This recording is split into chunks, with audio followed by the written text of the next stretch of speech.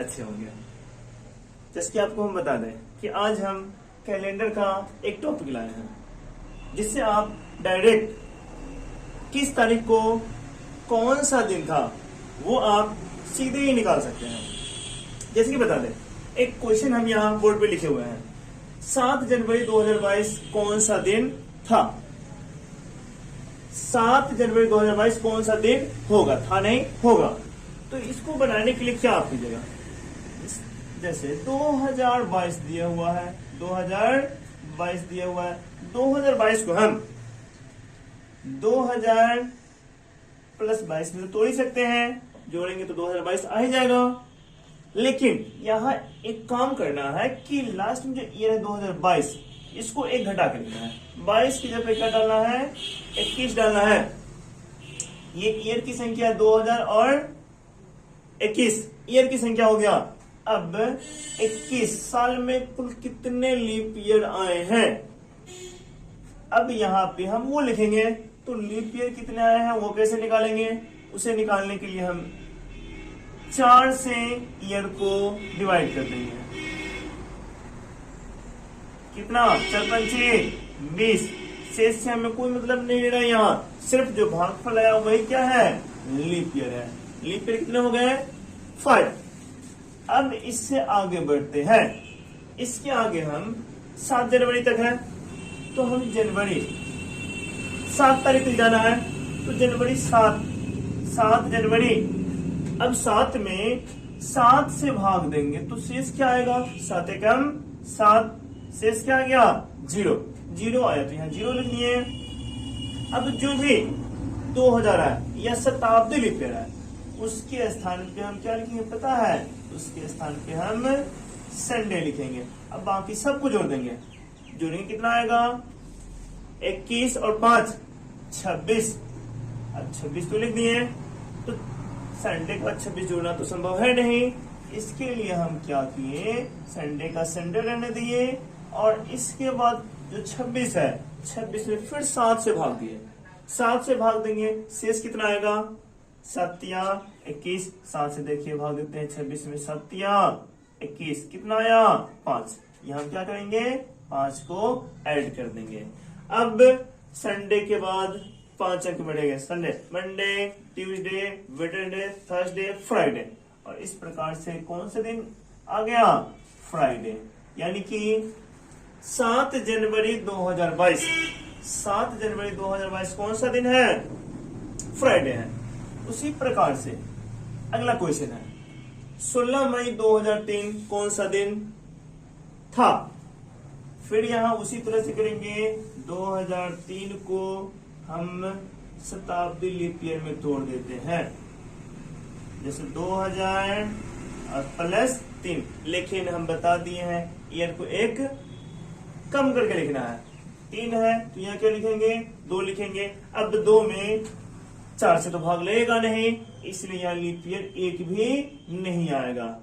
लेकिन यहाँ हम 16 मई तक जा रहे हैं, इसलिए जनवरी से स्टार्ट करेंगे, मई तक जाएंगे।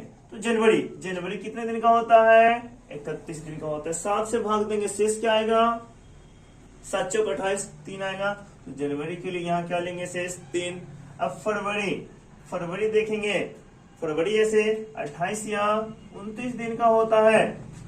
कितने दिन का होता है, 28 या 29। 28 कब होगा, जब नन लीप ईयर होगा, और लीप ईयर में कितना हो जाता है, 29। तो यहाँ देखिए 2003 लीप ईयर है या नन लीप ईयर है, तो 2003 नन लीप ईयर है। इसीलिए यहाँ फरवरी कितने दिन का होगा, 28 दिन का होगा। अब 28 में 7 से भाग देंगे, शेष क्या आएगा, 0 आ गया। फरवरी हो गया, फरवरी से मार्च 31 दिन का होता है। 7 से भाग देंगे, शेष क्या आएगा, 3 आएगा। मार्च के बाद अप्रैल 30 दिन का होता है। 30 में 7 से भाग देंगे, शेष क्या आएगा, 2 हो गया। अप्रैल के बाद मई, और मई में जो डेट दिया हुआ वहीं तक जाना है। तो 16 मई दिया हुआ है, 16 में 7 से भाग देंगे, शेष क्या आएगा, 7 दूनी 14, शेष आ जाएगा 2। अब हम बता दिए शताब्दी लीप ईयर को हमेशा हम संडे लेते हैं, तो इस जगह पे क्या डालेंगे, संडे। अब इस बाकी सबको जोड़ दीजिए, कितना आता है, 2 और 3 5, 5 3 8, 8 4 12, 12 हो गया। अब 12 तो जोड़ना थोड़ा सा मुश्किल हो जाता है, इसीलिए क्या करते हैं, संडे का संडे लिखते हैं और इस 12 में 7 से भाग देते हैं, शेष क्या आएगा, 7 एकम 7 5 आ जाएगा। अब संडे 5 जोड़ते हैं, क्या आएगा, फ्राइडे। अब अगला क्वेश्चन की ओर बढ़ते हैं, जैसे 15 मार्च 2006 कौन सा दिन है, 15 मार्च 2006 कौन सा दिन है, फिर ऊपर वाला ये प्रोसेस 2006 है ना, इसको क्या करेंगे, 2000 अब प्लस क्या लिखेंगे, 5 लिखेंगे, 2000 प्लस 5, क्योंकि वर्ष को एक घटा के लिखते हैं। अब 5 वर्ष में कितने लीप ईयर आएंगे, एक लीप ईयर आएंगे, इसलिए यहाँ पे एक लीप ईयर लिख दिए। अब जनवरी से काउंट करेंगे, कहां तक जाएंगे, 15 मार्च तक जाएंगे। तो जनवरी अभी तुरंत हम बताए हैं, जनवरी 31 दिन का होता है, 7 से भाग दीजिए, शेष क्या आएगा, 3। अब फरवरी या तो 28 होता है या 29। अब यहाँ ईयर देख लेना है, ईयर क्या 2006 है, 2006 लीप है या नन लीप ईयर, तो ये नन लीप ईयर है।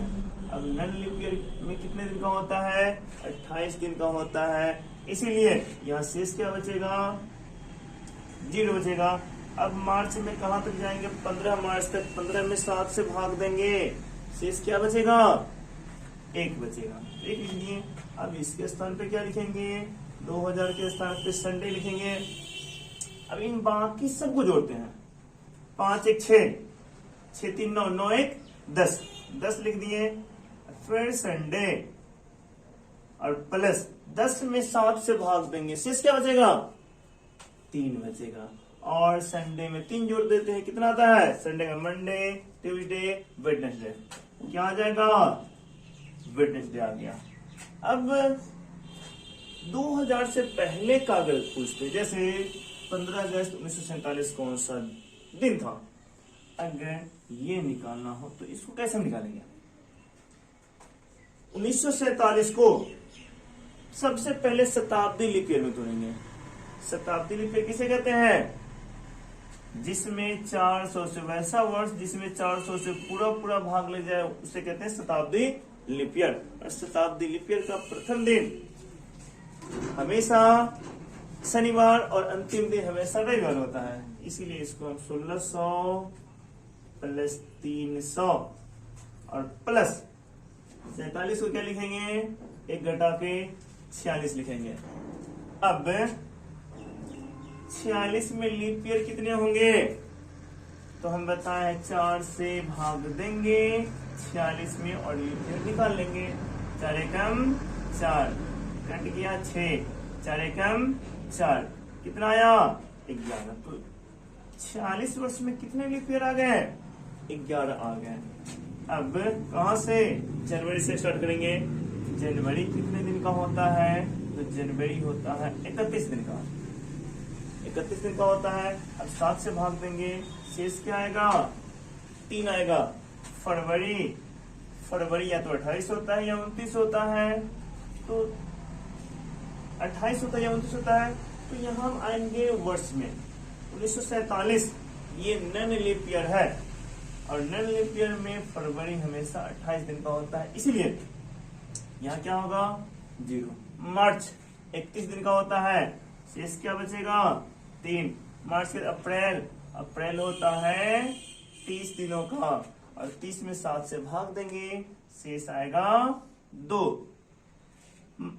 अप्रैल के बाद मई 31 दिन का होता है तो 3। मई के बाद जून कितने दिन का, 30 दिन का, इसके लिए 2। जुलाई होता है 31 दिन का, 31 में शेष कितना बचता है 3।